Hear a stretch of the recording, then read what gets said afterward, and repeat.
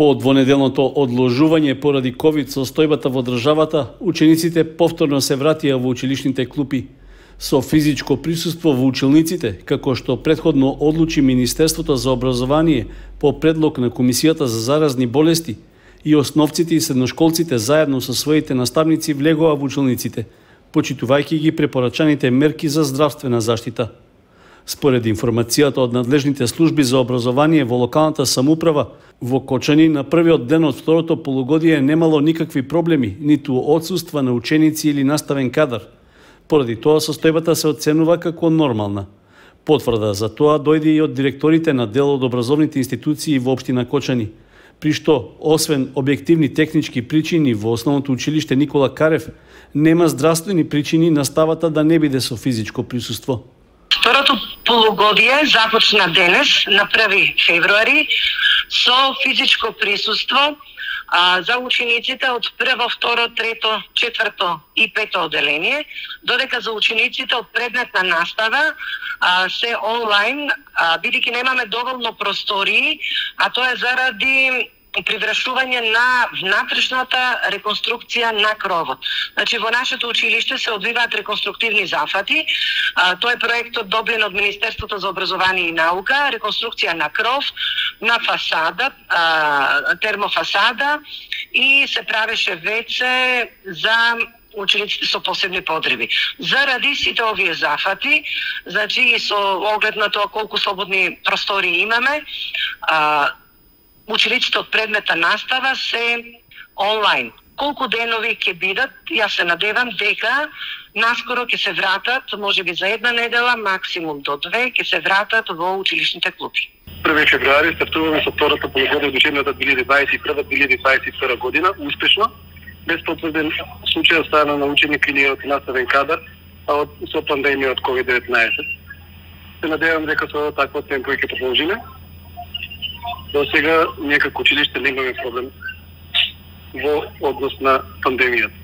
Почетокот на второто полугодие во основните и средните училишта во државата беше одложен за 2 седмици поради брзото ширење на сојот Омикрон на COVID-19 и покрај барањата на самостојниот синдикат за образование за ново одложување или префрлање на наставата онлайн за да се намали ризикот од ширење на вирусот во училниците, Комисијата за заразни болести остана на препораката и ова полугодие да почне со физичко присуство. Тоа беше прифатено и од Министерството за образование. Општина Кочани објави анкетен прашалник наменет за локалните компании, тој се однесува за нивните потреби од соодветни образовни профили што би се остручувале за потребите на дејностите што ги обавуваат. Носител на активноста е Министерството за образование и наука, кое спроведува анализа на соодветноста на постојните образовни профили што ги нудат училиштата. Исто така се испитува и потребата од нови профили што им се потребни на компаниите, а што не се вклучени во стручното образование. Одговорите на поставените прашања треба да овозможат усогласување за потребите за кадри на компаниите со понудата за упис во средните стручни училишта во учебната 2022-2023 година. Линкот до прашалникот е поставен на официјалната веб страница на општина Кочани, при што е упатен повик сите заинтересирани компании да го пополнат и испратат. За плановите за запишување нови ученици во средните училишта се дискутираше и на 6-та седница на Советот на општина Кочани, чиј прв дел се одржа во понеделникот. Одеме ние оваа година уште во предлог планот уште со една паралелка дуална, која што од машинската струка, тоа ни е и по барање и по суѓестија од бизнис секторот, бидејќи тоа е профилот машински техничар за моторни возила. Со овој профил ние можеме кај нас да го ставиме кој нов профил, бидејќи ги исполнуваме условите, имаме целосно техничко опремена лабораторија, да речеме, или училници кои што се за самиот овој профил, кој што се бара за самиот профил. Лани имавме предлог план со 10 паралелки, оваа година сме со 11 профилот кој што го кажав, од кој што паралелки 2 се од 3 годишното образование и самиот профил машински техничар за моторни возила е со цел да може таа проводност од автомеханичар за да биде од 3 степен, да можат после учениците ако сакаат да продолжат во 4 степен. Проводноста е само кај овој профил. Изминативе неколку години на учениците им беше скратено правото да бираат втор странски јазик,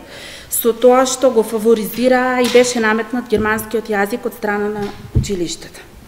Затоа бараме во следната анкета што ќе се спроведе сега предпоставувам во месец мај, да биде ставен италијанскиот јазик како втор странски јазик и со тоа на учениците да им се овозможи правото да бираат втор странски јазик. Да не се наметнува повеќе германскиот, туку самите ученици да си одберат. По завршување на анкетата би сакала да имаме увид во анкетните листови, ние како советници, и да видиме каков е резултатот од анкетата. Анкетниот прашалник што го објави општина Кочани во соработка со Министерството за образование и наука треба да се пополни во период од 3 дена, со што навремено ќе се приберат неопходните информации за потребите на локалните компании. Токму на овој начин од минатата година во двете средни училишта во Кочани беше воведено дуално образование, со што се задржа досегашниот број на ученици кои можат да се запишат. Претходно на училиштата им се закануваше можноста да го намалат бројот на ученици, а со тоа и на наставен кадар.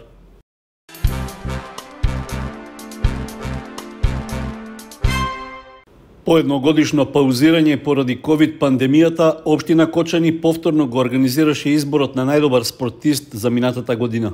На завршната свеченост на која присуствуваа представници од спортските екипи, им беа доделени признанијата на најуспешните. Плакетата најдобар спортист на Кочани за 2021 ја одоби гимнастичарот Ристе Симеонов, член на клубот за гимнастички спортови Кочани. Плакетата му ја врачи градоначалникот Љупчо Папазов. Во текот на минатата година на првиот државен надпревар го освоив првото место, исто така и на вториот, и од федерацијата бев изберен за најдобар гимнастичар на Македонија во мојата категорија. Поради пандемијата немавме можност за меѓународни надпревари, но се надам дека во иднина тоа ќе се промени и ќе имаме можности да се покажеме на меѓународно ниво. Успехот за себе има напорни тренинзи веќе 12 години. Сакам да испратам голема благодарност до мојот клуб и така и до мојот тренер Благој Каров, кој има голема заслуга во ова, и сите членови во клубот и мојата фамилија кој ми поддржува во текот на сиве овие години. После една година пауза да искажам очекување дека оваа година пауза ќе ни биде последна. Натаму ќе имаме можност да се радуваме на спортските успеси на нашите поединечни спортисти, на нашите клубови, на представниците од општина Кочани кои не репрезентираат во областа на спортот. Во категоријата спортска личност, наградата постхумно му припадна на Сашо Лазарев Чапо за особен придонес за развојот на кошарката во општина Кочани. Признанието најдобар тренер годинава му припадна на Александар Андов од градскиот фудбалски клуб Осогово. Ви благодарам за наградата, ова ми значи многу. Благодарам на КФК Осогово за се што ме возможи во овој период да растам како тренер. Се надам дека уште ќе растам и ќе го представам и Осогово и градот во најдобро светло. Чест ми е што држам оваа награда покрај добрата конкуренција и се надевам дека и сакам да кажам, не се надам дека има еден човек кој што е горе, тој е мојот татко, кој беше спортист и кој што долги време се бореше и за барањето и за спортот. Се надам дека му значи нешто овие кој е горе да не гледа, дека ова му познава посебно често на овие цени држи ова награда во награда. Во категоријата најдобра спортска екипа за 2021 признанието му припадна на џудо клубот Гладиатор 2016 од Кочани. Иако можеби во општина Кочани сме најмлад клуб, меѓутоа оваа година се изборивме со сите препреки. Нашите членови неуморно тренираат, се разбира прилагодувајќи се на условите според ковид мерките, и резултатите го покажаа следно. Џудо клуб Гладиатор со гордост ќе кажат дека е најдобар клуб, а оваа награда не е моја, малку може би на тренерот, а напред се е на членовите на нашите поголеми и помали гладиатори. Годинава сите 13 предложени кандидати во категоријата млад надежен спортист на Кочани без рангирање ги добија подеднакво заслужените признанија како поттик за понатамошни успеси. Пред почетокот на новата наводнителна сезона, општина Зрновци почна со првата фаза за кастрење на гранките и грамушките и расчистување на помошните земјени канали за наводнување на земјоделските површини. Активноста се реализира во соработка со водостопанската подружница Брегалница, при што се прави машинско уредување и санација на каналите на територијата на општината. Градоначалникот на Зрновци Борчо Коцев информира дека целта на оваа акција е ефикасно наводнување на земјоделските површини со нормална динамика и доволни количини вода во целиот атар на општина Зрновци. Со тоа значително би се олеснило вршењето на земјоделските работи за сите жители кои се занимаваат со земјоделие. Коцев нагласува дека со амандман било побарано од владата на Република Македонија да одвои и испланира средства за канализирање на помошните канали за наводнување, при што да се изградат и каскади на реката Зрновка. За овој проект веќе е изработена проектна документација, а според финансиската конструкција се планираат околу 6.600.000 денари. Сепак, информира Коцев, амандманот е одбиен од Комисијата за буџет и финансирање.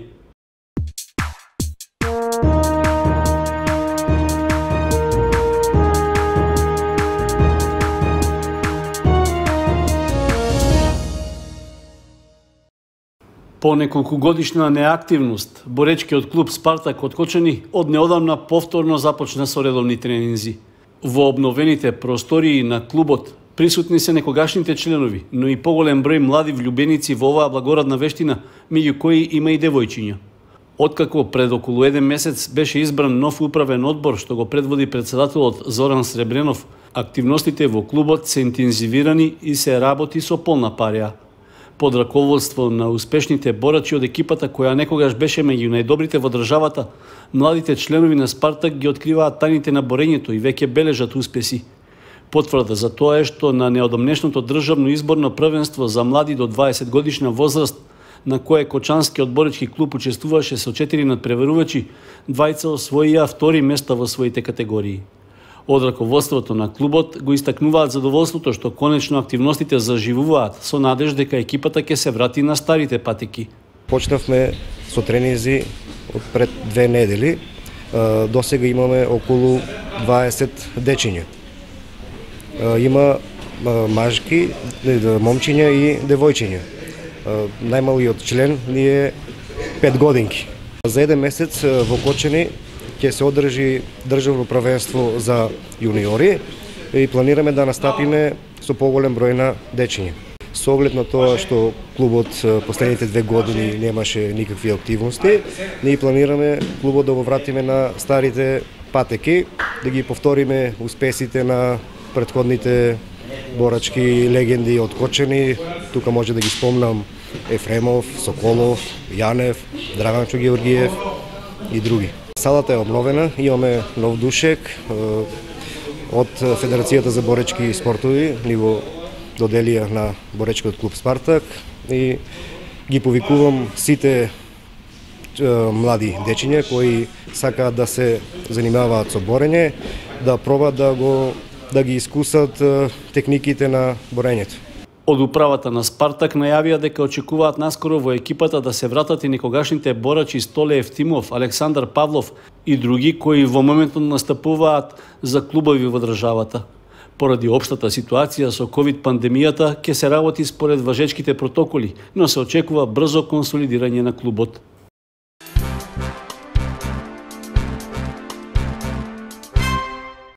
Во спортската сала кај гимназијата во Кочани се одигра меморијален кошаркарски надпревар во чест на некогашниот кошаркар и тренер Сашо Лазарев Чапо. Поранешни и сегашни членови на клубот Баскет Дино, што тој го предводеше до пред смртта, поделени во 2 екипи, одиграа одлична кошаркарска средба. Можеа да ја проследат поголем број гледачи, кои ја исполнија трибината во салата. Надпреварот беше можност по полог период повторно да се врати играта меѓу обрачите во салата во која Чапо со некогашните екипи на 22 октомври, Кочани и Деликатес го прикажуваше својот талент и придонесе за развој и популаризација на кошарката.